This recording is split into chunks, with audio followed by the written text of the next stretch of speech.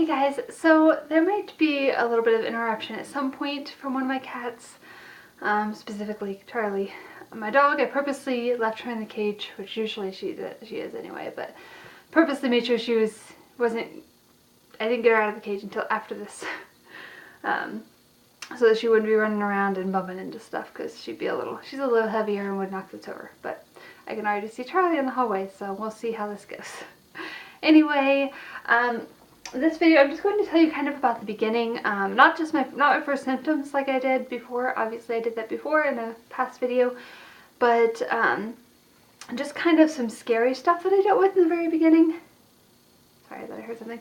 Some scary stuff I dealt with in the very beginning of my pregnancy that was just worrying. And the worrying probably didn't help the situation either. But so the situation was, as you've seen a lot of the background of what I'm going to be, some things I'm going to refer to. You've seen some of that, but I first got a positive on April. This is April. On February 13th. That was my first positive line, and that was on like an internet cheapie. And that was like the day of, or the day before. I think the day of what would be my missed period, as far as I knew, from what I was thinking.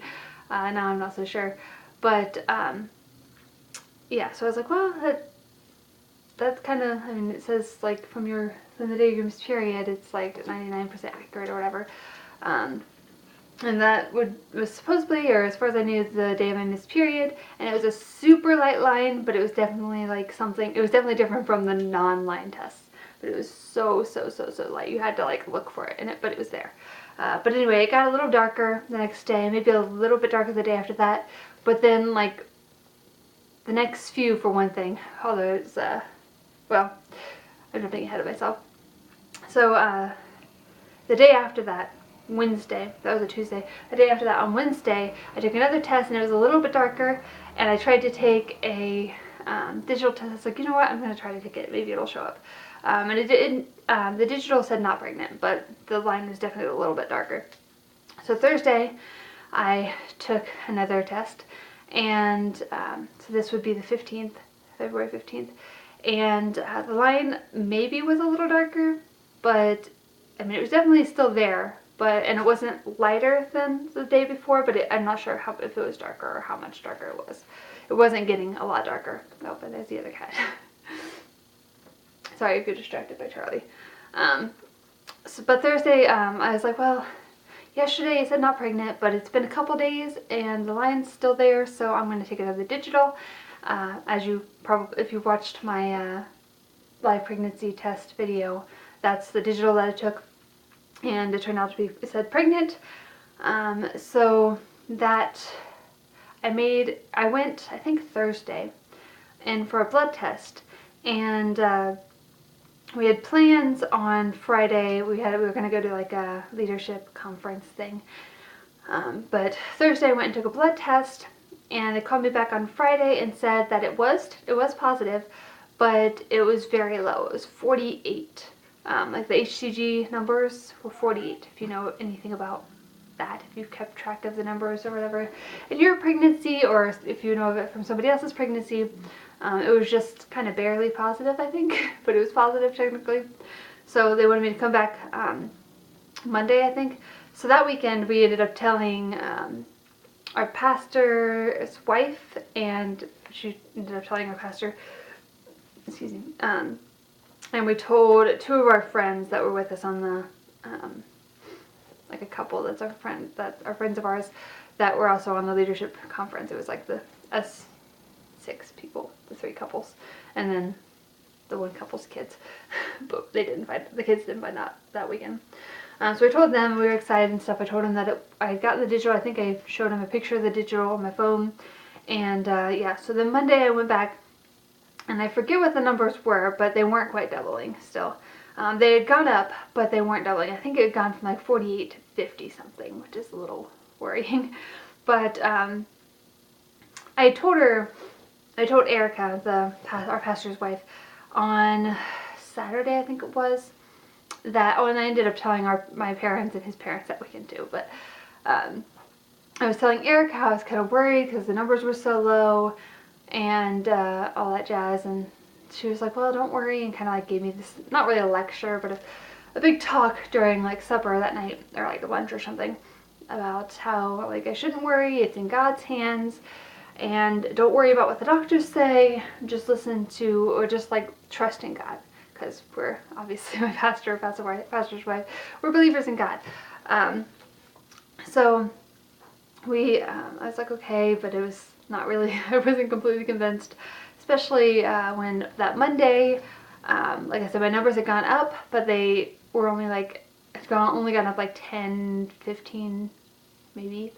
I thought it was like 60 something, but they told me at another point. Anyway, whatever the case, it was like 50 something, I think, 50 or 60 something. And I ended up going just about every other day for, I don't know how many weeks, at least 2 or 3 weeks. I don't even know.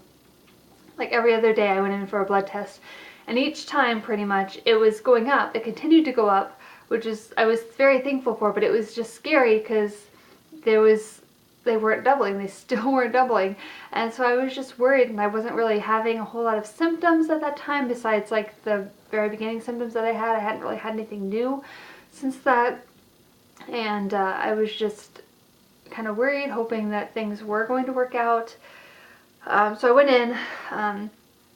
They decided to do a kind of have an appointment for me, but it wasn't like my first official appointment. It was just an appointment. And so they checked a couple things out. The guy doctor that I have met with me, and that was the first time I had ever met him, and it was a very uncomfortable situation because he checked stuff, and I had only ever had girls check stuff down there, and yeah, that was not fun. But anyway, that happened, and then I had an internal ultrasound, and so mainly they were mainly just doing it to look to see if the egg was implanted in the right spot, that it wasn't like an ectopic pregnancy in my tubes, or I don't know, just that there was an egg. They were checking to see that there was an egg, and that it was not ectopic, that it was in the right spot. So the first thing she kind of told me was that she didn't see anything in the tubes, which was really good to hear when she started doing the ultrasound. And then she ended up seeing a very tiny, like, black circle, like, very tiny eggs, like, very tiny sac in my uterus, which was really exciting after, like, not knowing what's going on. It was exciting that there was at least a sac in my uterus. It was in the right spot, so like if it would have been ectopic, then we would have had to like get rid of it, because it wouldn't have survived, if you know anything about ectopic, but it wouldn't have survived, or very unlikely would have survived, and it would be very bad for my health. Like it could kill me if my tube burst and stuff happened. So we didn't want that to happen. So I was just so thankful that there was even a very small sac in my uterus and none in my tubes. I was so thankful for that. So then they scheduled my first official appointment because they saw that and stuff. They continued for about maybe it wasn't a month, maybe it was like a week or two. They scheduled my appointment for a couple weeks from then, and I continued to test like every other day, pretty much, until like one day, I had gone like 3 times or something in the 2 weeks, and I had planned to go 4, but I went one less than what I would need to go if I went like every other day. And the last time they told me that my numbers were looking good. I don't know exactly what that meant, but they were looking good, and the numbers, I mean, it was like above 3,000 I think at that point, and I was feeling a little better about things, so I didn't go that last time for the blood test. But I went in for my official first appointment, and they checked stuff down there, and they like kind of talked to us about different things, and asked us some different questions about pregnancy or whatever, about like what we plan to do, some things like our pediatrician, we have no idea at this point. But anyway, she was saying that, she's like, oh yeah, so we won't do an ultrasound today because we usually do that at 10 weeks. Not that I had mentioned it, but I was really hoping that they do an ultrasound, because the last one, it was a tiny sac, and I was really hoping to see something more. I was really hoping. So I was kind of disappointed when she said that. I was like thinking, oh man, well, I mean, I guess I can find out in the 10 weeks, but I'd really like to see. But anyway, she left the room at one point and she came back and she was like, you know what, I just looked at your chart and how things went at your last appointment, and so we are actually going to do an ultrasound. And I was like, oh, thank you, God. I was so glad. So we went in just to at least know what's going on, because I still don't know really what's going on except that it's in the right spot. I don't know if it's still growing. I didn't know. So we went in and she tried to do the what's it called, like the, I don't know, what's the ultrasound from the outside, from my belly. I keep rubbing my belly. Like, do the ultrasound from the outside, which is really weird. The gel, I was expecting like the gel that they put on you to be like kind of cool and like and stuff, but it was like really warm, almost hot. It was just like a shock to me. It was like, oh, okay, this is happening. But anyway, they couldn't find anything there, which was slightly worrying, but she was like, well, we'll just have to do an intravaginal or whatever it's called, ultrasound, so, which is what they did the first time. So she did that, and I wish I had the picture for you. But well, we all saw a little baby, and you could see like a little flicker of the heartbeat. So we saw the heartbeat, and she for like 3 seconds played the heartbeat so we could hear it, and it was like 148 or 149, like the heartbeat number thing. And I didn't cry, but I was just so thankful that there was a baby there, and it was growing, and it had a heartbeat, and we could hear it and see it, and it was just so exciting. It relieved my fears and my worries, and the doctors didn't seem worried after that.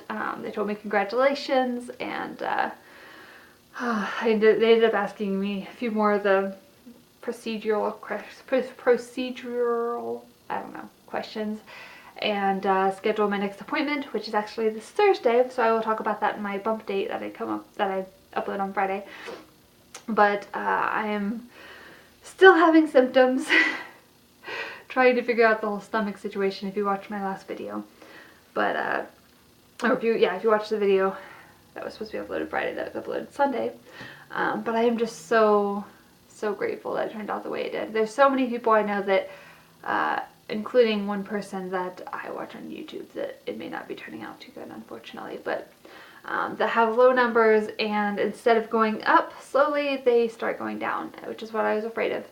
And I'm so glad that that didn't happen to me. So for anybody out there that your numbers are currently, or you know somebody that numbers are currently going up slowly, there may be hope. I'm not saying that it's a definite thing that like, oh, your numbers are going up slowly, don't worry about it. I don't want you to worry, because worrying is not going to help the situation. Worrying is like, I forget what the metaphor is, but whatever the case, worrying isn't going to help things, but that's not going to stop you from worrying. Me telling you not to worry is not going to keep you from worrying.